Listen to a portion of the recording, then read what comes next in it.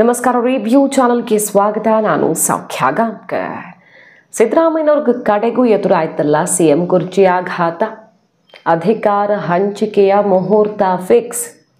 ಕೈಪಾಳ್ಯದಲ್ಲಿ ಈಗ ದಿಢೀರ್ ಬೆಳವಣಿಗೆ ಆಗ್ತಿದೆ ಮತ್ತು ಸಿದ್ದರಾಮಯ್ಯ ಅತ್ಯಾಪ್ತ ಬಳಗದಲ್ಲಿ ಗುರುತಿಸ್ಕೊಂಡಿರೋ ಶಾಸಕರು ಡಿಕೆ ಬೆನ್ನಿಗೆ ನಿಲ್ತಿರೋದು ಕೂಡ ಹುಬ್ಬೇರಿಸುವಂತೆ ಮಾಡಿದೆ.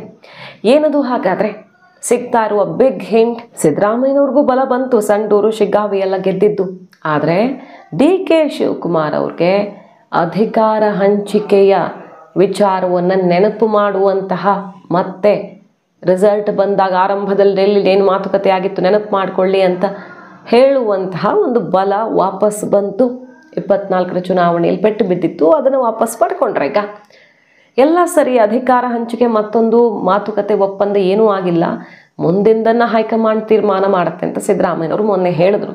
ಡಿ ಕೆ ಶಿವಕುಮಾರ್ ಅವರ ನಮ್ಮ ನಡುವೆ ಒಪ್ಪಂದ ಆಗಿದೆ ಹೇಳಿಕೆಗೆ ರಾಷ್ಟ್ರೀಯ ಸುದ್ದಿವಾಹಿನಿಗೆ ಸಂದರ್ಶನ ಕೊಟ್ಟಾಗ ಡಿ ಕೆ ಶಿವಕುಮಾರ್ ಅವರು ಬಿಗ್ ಸ್ಟೇಟ್ಮೆಂಟ್ ಕೊಟ್ಟರು. ಆ ದಿನಕ್ಕೆ ನಾನು ಕಾಯ್ತಾ ಇದ್ದೀನಿ, ನಮ್ಮ ನಡುವೆ ಆಗಿದೆ, ಇನ್ನು ನಾನು ವೇಟಿಂಗ್ ಲಿಸ್ಟಲ್ಲಿ ಇಲ್ಲ ಅಂತ ಕ್ಲಿಯರ್ ಮಾಡುವ ಮೂಲಕ CM ಆಗೋ ಸಮಯ ಹತ್ತಿರ ಬಂದಿದೆ ಅಂತ ಹೇಳಿದರು.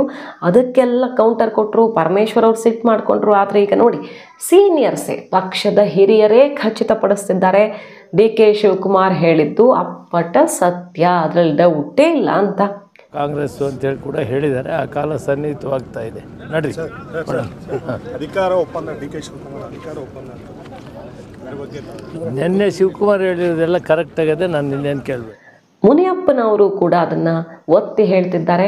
ಅಧಿಕಾರ ಹಂಚಿಕೆ ಮಾತು ಹೌದಾ ಸರ್, ಇದೇನು ಸುಳ್ಳ ಸತ್ಯನ ಒಬ್ಬೊಬ್ಬರು ಒಂದೊಂದು ರೀತಿ ಹೇಳ್ತಾರಲ್ಲ. ಅಂದರೆ ಡಿ ಕೆ ಶಿ ಹೇಳಿದ್ರಲ್ಲಿ ಏನೂ ತಪ್ಪಿಲ್ಲ, ಅದು ಸತ್ಯ ಅನ್ನೋದನ್ನು ಖಚಿತಪಡಿಸ್ತಿದ್ದಾರೆ. ಅಲ್ಲಿಗೆ ಪಕ್ಷದ ಸೀನಿಯರ್ಸ್ ಕೂಡ ದೊಡ್ಡ ಮಟ್ಟದ ಸರ್ಜರಿಯ ಬದಲಾವಣೆಯ ಹಿಂಟ್ ಕೊಡ್ತಿರೋದು.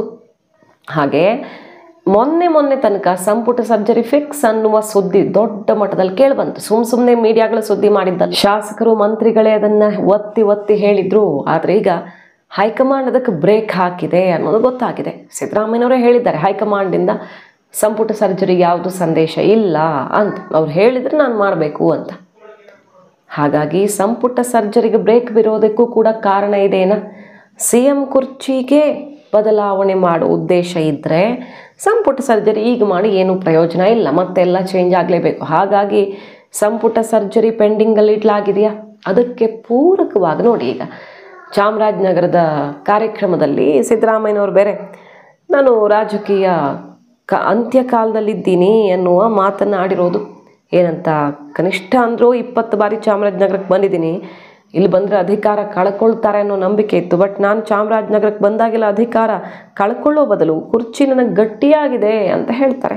ನಾನೀಗ ರಾಜಕೀಯದ ಕೊನೆಗಾಲದಲ್ಲಿದ್ದೀನಿ ಅನ್ನುವ ಶಾಕಿಂಗ್ ಸ್ಟೇಟ್ಮೆಂಟನ್ನು ಕೊಟ್ಟಿದ್ದಾರೆ ಸಿದ್ದರಾಮಯ್ಯನವರು ಚಾಮರಾಜನಗರದಲ್ಲಿ. ಸೊ ಕಾಂಗ್ರೆಸ್ನಲ್ಲಿ ಏನೋ ಒಂದು ದೊಡ್ಡ ಬೆಳವಣಿಗೆ ಆಗಲಿಕ್ಕಿದೆ, ಅದು ತುಂಬ ದೂರ ಇಲ್ಲ, ಹತ್ತಿರದಲ್ಲಿದೆ ಅನ್ನೋದನ್ನು ಕ್ಲಿಯರ್ ಮಾಡ್ತಿದೆ. ಸೀನಿಯರ್ಸ್ ಹೇಳ್ತಿರೋದು ಡಿ ಕೆ ಶಿವಕುಮಾರ್ ಸ್ಟೇಟ್ಮೆಂಟು, ಸಿದ್ದರಾಮಯ್ಯನವರ ಸ್ಟೇಟ್ಮೆಂಟು. ಮತ್ತೊಂದು ಕಡೆ ನೋಡಿ, ಸಿದ್ದರಾಮಯ್ಯ ಅತ್ಯಾಪ್ತ ವಲಯದಲ್ಲಿ ಗುರುತಿಸ್ಕೊಂಡಿರೋರು ನಿಧಾನಕ್ಕೆ ಡಿ ಕೆ ಕಡೆಗೆ ವಾಲ್ತಿದ್ದಾರೆ, ಅಥವಾ ಡಿ ಕೆ ಶಿವಕುಮಾರ್ ಜೊತೆ ಒಳ್ಳೆ ಟರ್ಮ್ಸಲ್ಲಿರುವಂಥ ಪ್ರಯತ್ನ ಶುರುವಾಗೇ ಬಿಟ್ಟಿದೆ ಅನ್ನೋ ಸ್ಪಷ್ಟ ಸುಳಿವನ್ನು ಕೊಡ್ತಿದೆ. ಚಲುವರಾಯಸ್ವಾಮಿ ಅವರು ಕಾರ್ಯಕ್ರಮವೊಂದರಲ್ಲಿ ಡಿ ಕೆ ಶಿವಕುಮಾರ್ ಅವರನ್ನು ಹಾಡಿ ಹೊಗಳಿರುವ ರೀತಿ ಈಗ ಕುತೂಹಲಕ್ಕೆ ಕಾರಣ ಆಗಿದೆ. ಕನಕಪುರದ ರೂರಲ್ ಕಾಲೇಜ್ ಕಾರ್ಯಕ್ರಮದಲ್ಲಿ ಡಿ ಕೆ ಶಿವಕುಮಾರ್ ಜೊತೆ ವೇದಿಕೆ ಶೇರ್ ಮಾಡಿರ್ತಾರೆ. ಅಲ್ಲಿ ಡಿ ಕೆ ಶಿವಕುಮಾರ್ ಅವ್ರಿಗೆ 24 ಗಂಟೆ ಕೆಲಸ ಮಾಡೋಕ್ಕೆ ಸಾಲಲ್ಲ, 36 ಗಂಟೆ ಇದ್ರೆ ಅದು ಕೂಡ ಅವ್ರಿಗೆ ಸಾಕಾಗಲ್ಲ. ಬೆಳಗ್ಗೆ 4 ಗಂಟೆಗೆ ಮಲಗಿ 6 ಗಂಟೆಗೆ ಎದ್ದು ಕೆಲಸ ಮಾಡೋ ತಾಕತ್ತಿದೆ ಅವ್ರಿಗೆ. ನಮ್ಮಿಂದ ಅವ್ರ ಥರ ಕೆಲಸ ಮಾಡೋಕ್ಕೆ ಸಾಧ್ಯವೇ ಇಲ್ಲ, ಅವರೊಂದು ರೀತಿ ರೋಲ್ ಮಾಡೆಲ್ ಪಕ್ಷದಲ್ಲಿ ಅಂತ ಹಾಡು ಹೊಗಳ್ತಾರೆ. ಅಷ್ಟೆಲ್ಲ ಬಂಡೆ ಅದು ಇದು ಅಂತ ಬೇರೆ ರೀತಿ ಕಮೆಂಟ್ ಮಾಡ್ತಾರೆ. ಬಟ್ ಅವರು ನಿಜವಾಗಿ ಬೆಣ್ಣೆ, ಹತ್ತಿರದಿಂದ ನಾನು ನೋಡಿದ್ದೀನಿ. 99ನಲ್ಲೇ ನನ್ನನ್ನು ಕರೆದಾಗಲೇ ಕಾಂಗ್ರೆಸ್ಸಿಗೆ ಬಂದುಬಿಟ್ಟಿದ್ರಿ, ಡಿ ಕೆ ಶಿವಕುಮಾರ್ ಕರೆದಾಗ ಬಂದುಬಿಟ್ಟಿದ್ರಿ, ಈಗ ಎಲ್ಲೋ ಇರ್ತಿದ್ದೆ ನಾನು. ಈಗ ಅನಿವಾರ್ಯವಾಗಿ ನಾನೇ ಪಕ್ಷಕ್ಕೆ ಬಂದು ಸೇರ್ಕೊಳ್ಬೇಕಾಯ್ತು. ಬಟ್ ಡಿ ಕೆ ಶಿವಕುಮಾರ್ ಕರೆದಾಗಲೇ ಬಂದಿದ್ರು, ಇನ್ನೂ ಏನೇನೋ ಆಗಿರ್ತಿತ್ತು ಅನ್ನುವ ಮೂಲಕ ಡಿ ಕೆ ಶಿವಕುಮಾರ್ ಅವ್ರನ್ನ ಹೊಗಳಿದ್ದು. CM ಆಗದೇ ಇದ್ದರೂ ದೇಶದ ಬೇರೆ ರಾಜಕಾರಣಿಗಳು ಇವರನ್ನು ಗುರುತಿಸ್ತಾರೆ, ಕೊಂಡಾಡ್ತಾರೆ. ಅಂದರೆ ಅದು ಏಕೈಕ ವ್ಯಕ್ತಿ D K Shivakumar. So CM ಆಗದೇ ಇದ್ರೂ ಯಾರಿಗೂ ಕಡಿಮೆ ಇಲ್ಲ ಡಿ ಕೆ ಶಿವಕುಮಾರ್ ಅಂತ ಹಾಡಿ ಹೊಗಳಿರೋದು. ಒಂದು 10 ಗಂಟೆ ಜಾಸ್ತಿ ಟೈಮ್ ಕೊಡ್ಬೇಕು ಅಷ್ಟೇ. 24 ಗಂಟೆ ಬದಲು 36 ಗಂಟೆ ಆದರೆ ಏನಾರ ಮಾಡ್ಲಿಕ್ಕಾಗತ್ತೇನೋ ಗೊತ್ತಿಲ್ಲ. ಆ ಥರ ಅವ್ರಿಗೆ ನಮ್ಗಂತೂ ಅವ್ರ ಥರ ಆಗಲ್ಲ. ನಮಗೆ ರಾತ್ರಿ 11 ಗಂಟೆಗಾರ ಮಲಗಬೇಕು, 12 ಗಂಟೆಗಾರ ಮಲಗಬೇಕು. ಒಂದು 6 ಗಂಟೆ ಮಲಗದೇ ಇದ್ರೆ ಬೆಳಿಗ್ಗೆ ಅಂದ್ರೆ ಕೆಲಸ ಮಾಡೋಕ್ಕಾಗಲ್ಲ. ಅವ್ರು 4 ಗಂಟೆಗೆ ಮಲಗಿ 6 ಗಂಟೆಗೆ ಬರ್ತಾರೆ. ಆ ರೀತಿ ನಮ್ಮ ಕೈಯಲ್ಲಿ ಸಾಧ್ಯ ಆಗಿಲ್ಲ. ದೇವರವರಿಗೆ ಅದೇ ಥರ ಇನ್ನೊಂದು 20 ವರ್ಷ ಶಕ್ತಿ ಕೊಡಲಿ. ಈ ರಾಜ್ಯದಲ್ಲಿ ರಾಷ್ಟ್ರದಲ್ಲಿ ಕೆಲಸ ಮಾಡುವಂಥದ್ದು ನಮಗೆಲ್ಲ ಅವರನ್ನು ನೋಡಿ ಸ್ಫೂರ್ತಿ. ಡಿ ಕೆ ಶಿವಕುಮಾರ್ ಅವರು ಉಪಮುಖ್ಯಮಂತ್ರಿಯಾಗಿ ಏನು ಕೆಲಸ ಮಾಡ್ತಾ ಇದ್ದಾರೆ, ಅವರು ನೋಡೋದಕ್ಕೆ ಬಂಡೆ ಆ ಥರ ಈ ಥರ ಕರಿತೀರ, ಅವ್ರು ಬಂಡೆನೂ ಇಲ್ಲ ಏನೂ ಅಲ್ಲ, ಬೆಣ್ಣೆ ಥರ ಕರಗುವಂಥವ್ರೆ. ಅಷ್ಟೊಂದೇನು ನಾನು ಹತ್ತಿರದಿಂದ ನೋಡಿ ಗಟ್ಟಿಯಾಗಿರುವಂಥ ಮನಸ್ಥಿತಿ ನಾನು ನೋಡಿಲ್ಲ, ಭಾಳ ಹತ್ತಿರದಿಂದ ನೋಡಿಲ್ಲ.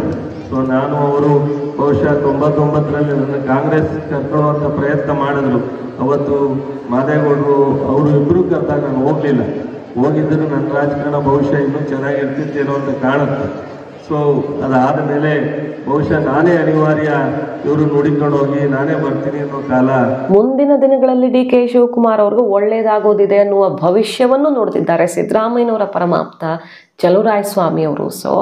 ಈಗ ಮಂತ್ರಿಗಿರಿ ಅದು ಇದು ಅಂತ ಬಂದರೆ ನಾಳೆ ಡಿ ಕೆ ಶಿವಕುಮಾರ್ ಅವ್ರಿಗೆ ಪಟ್ಟ ಕಟ್ಟಿದ ಸಮಯದಲ್ಲಿ ಕೂತು ಬರಬಾರ್ದು ಅನ್ನೋ ಆತಂಕ ಸಹಜವಾಗಿ ಈಗ ಕ್ಯಾಂಪ್ ಚೇಂಜ್ ಮಾಡೋದಕ್ಕೆ ದಾರಿ ಆಗ್ತಿದೆಯಾ?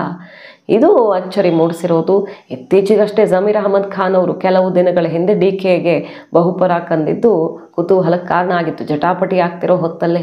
ಈಗ ಚಲುವರಾಯಸ್ವಾಮಿ ಅವರಂತೂ ಒಂದು ಹೆಜ್ಜೆ ಮುಂದೆ ಹೋಗಿ ಸಿಕ್ಕಾಪಟ್ಟೆ ಹಾಡಿ ಹೊಗಳು ಬಿಟ್ಟಿದ್ದಾರೆ. ಡಿ ಕೆ ಶಿವಕುಮಾರ್ ಅವ್ರಿಗೆ ಒಳ್ಳೆ ದಿನಗಳು ಹತ್ರ ಬರ್ತಿವೆ ಅನ್ನೋದನ್ನು ಖಚಿತಪಡಿಸ್ತಿರುವಂಥ ಬೇರೆ ಬೇರೆ ಬೆಳವಣಿಗೆಗಳು ಒಟ್ಟಿಗೆ ನೋಡೋದಕ್ಕೆ ಹೋದರೆ, ಹಾಗಾಗಿ ಡಿ ಕೆ ಶಿವಕುಮಾರ್ ಅವರು ಮೊನ್ನೆ ರಾಷ್ಟ್ರೀಯ ಸುದ್ದಿವಾಹಿನಿಗೆ ಸುಮ್ಮನೆ ಕೊಟ್ಟಿಲ್ಲ ಆ ಹೇಳಿಕೆಯನ್ನು. ನನ್ನ ಟೈಮ್ ಬಂದಿದೆ ಈಗ ಅನ್ನೋದನ್ನು ಸುದ್ದಿವಾಹಿನಿ ಸಂದರ್ಶನದ ಮೂಲಕ ನೆನಪಿಸಿರಬಹುದು ಅಥವಾ ಸಂದೇಶವನ್ನು ತಲುಪಿಸಿರಬಹುದು. ಹಾಗಾದರೆ ಹೈಕಮಾಂಡ್ ಆ ಮಾತು ಕೊಟ್ಟಿದ್ದೆ ನಿಜವಾದಲ್ಲಿ ಸಿದ್ದರಾಮಯ್ಯನವ್ರಿಗೆ ಕಾದಿದೆಯ ಆಘಾತ? ನನ್ನ ರಾಜಕೀಯ ಕೊನೆಗಾಲದಲ್ಲಿ ಇದ್ದೀನಿ ಅಂದರೆ ಏನು ಇದು ಕೊನೆ ಚುನಾವಣೆ ಅಂತ ಅವ್ರು ಹೇಳ್ಕೊಂಡಿದ್ರು, ಆ ರೀತಿನೂ ಅರ್ಥ ಮಾಡ್ಕೊಳ್ಬಹುದು. ಬಟ್ ಅವ್ರ ಬಾಯಲ್ಲಿ ಅಂತಹ ವಿಚಾರಗಳು ಪದೇ ಪದೇ ರಿಪೀಟ್ ಆಗ್ತಿರೋದು ನೋಡಿದ್ರೆ ಯಾಕೋ ಅಂತಹ ಬೆಳವಣಿಗೆಗಳು ಪಕ್ಷದಲ್ಲಿ ಆಗ್ತಿವೆ ಅನ್ನೋದರ ಸ್ಪಷ್ಟ ಸುಳಿವೂ ಆಗಿದೆ. ಡಿ ಕೆ ಶಿವಕುಮಾರ್ ಅವ್ರಿಗೆ ಪಟ್ಟಾಭಿಷೇಕದ ಸುದ್ದಿ ಈಗ ಸಿಡಿತಾ ಇದೆ. ಕೈಪಾಳ್ಯದಲ್ಲಿ ಕುತೂಹಲಕ್ಕೆ ಕಾರಣ ಆಗಿರೋದು. BJP ಬೇರೆ ಹೇಳ್ತಿತ್ತಲ್ಲ, BJP ನಾಯಕರು ಆಪರೇಷನ್ ನಾವು ಮಾಡ್ತಿಲ್ಲ, ಡಿ ಕೆ ಶಿವಕುಮಾರ್ ಅವರು ದೊಡ್ಡ ಮಟ್ಟದಲ್ಲಿ ಆಪರೇಷನ್ಗಿಳಿದಿದ್ದಾರೆ ಆ ಕ್ಯಾಂಪಿಂದ ಈ ಕ್ಯಾಂಪ್ಗೆ ಶಾಸಕರನ್ನು ಸೆಳೆದುಕೊಳ್ಳೋದಕ್ಕೆ ಅಂತ. ಅಂತಹ ಬೆಳವಣಿಗೆಗಳು ಕೂಡ ಆಗ್ತಿವೆಯಾ ಅನ್ನುವಂಥ ಸುಳಿವು ಇದು.